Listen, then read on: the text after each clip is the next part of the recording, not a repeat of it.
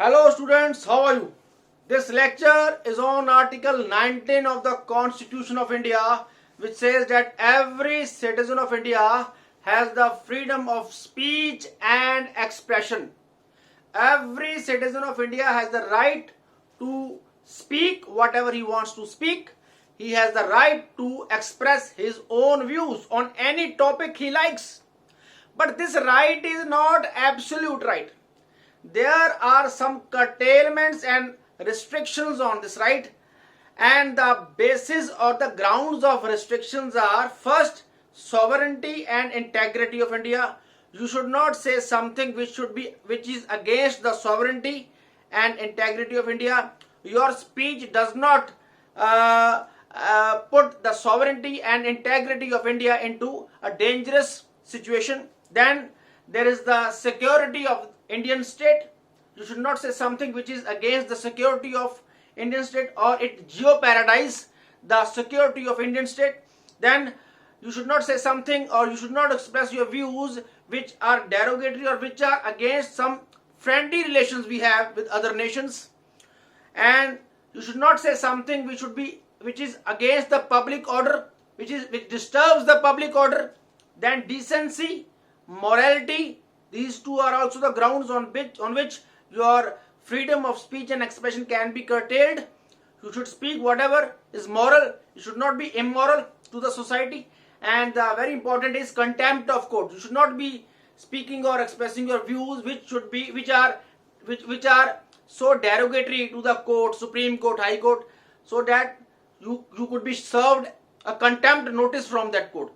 So you should not be saying something which is contemptuous to the higher courts. So otherwise it will be termed as contempt of court.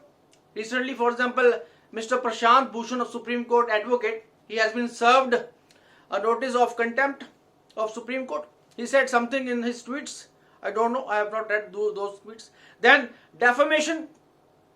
In defamation also, you are actually defaming a person in the eyes of third person.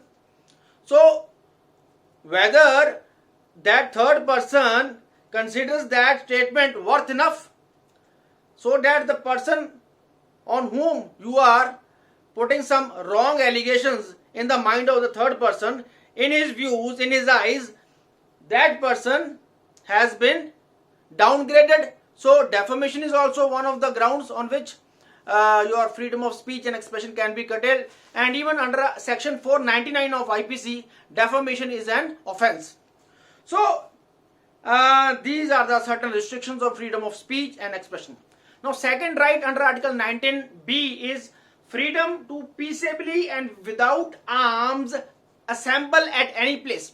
So you can assemble as a group on any place, any public place, but that should be in a peaceful way and it should not be violent. It should not be with arms and ammunition and weapons.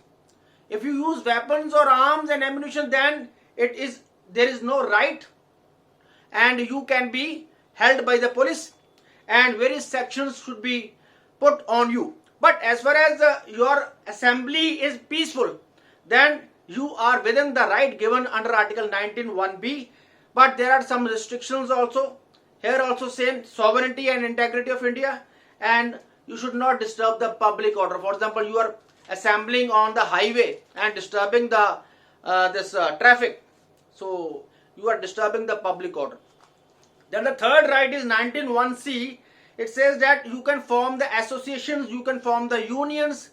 For example, students union, teachers union, and factory workers union, kisan unions, farmer unions.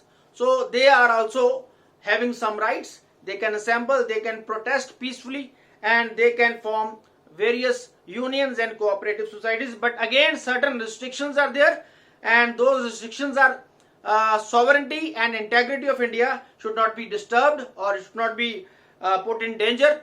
And the other is you should not disturb the public order through your unions and associations, and it should not be immoral. That union should not be immoral. Then the next fourth right under Article 19 clause 1 clause D is to move freely throughout the territory of India. So every citizen of India is totally free to move anywhere he likes. He can travel, he can see whatever place he wants to see, and he can go out of his state also. For example, a Punjab resident can go to Haryana, a Haryana resident can go to Maharashtra, and he can travel. And he can even reside and settle in any part of India. But this is also not absolute. There are certain restrictions because every state has certain laws. Because making law is actually a matter of a concurrent list. So every state has its own laws. For example, Himachal Pradesh has its own law, which says that you can travel Himachal Pradesh, you can see various sites, but you cannot, if you are a person of outer state, you cannot purchase this immovable property there. You can make a house there, you can stay in a rent, but you cannot purchase the property if you don't have a domicile certificate of Himachal Pradesh. Only residents of the Himachal Pradesh can acquire property. So these are certain laws. Every state has right to make certain laws. So these restrictions are there. And even scheduled tribes. There are certain scheduled tribe areas in the eastern part of India. In that area also you cannot go freely. There are certain restrictions. You cannot travel there. You can even not reside there or settle there. It is for the benefit of these scheduled tribes. And the next is 19(1)(g), which says that you can practice any profession or carry out any occupation, or you can carry out any trade or business. It is total freedom for any citizen of India. Whatever profession he likes, whatever trade he likes, whatever business he wants to do, he can do it. He is totally free for that. But again, there are certain reasonable restrictions. It means that state can make laws in the interest of general public, and through those laws state can ban certain professions and certain businesses and certain trade. For example, liquor trade. So every state government has a capacity to make law to totally ban the sale of liquor or alcohol. So it is within these reasonable restrictions, and even a state can make law relating to the professional and technical qualifications for certain posts.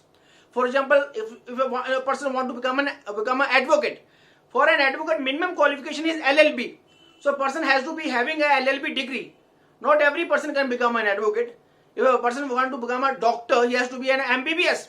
So these are certain qualifications which should be put on certain professions and trade. And there are also certain trade and professions which are within the domain of the state.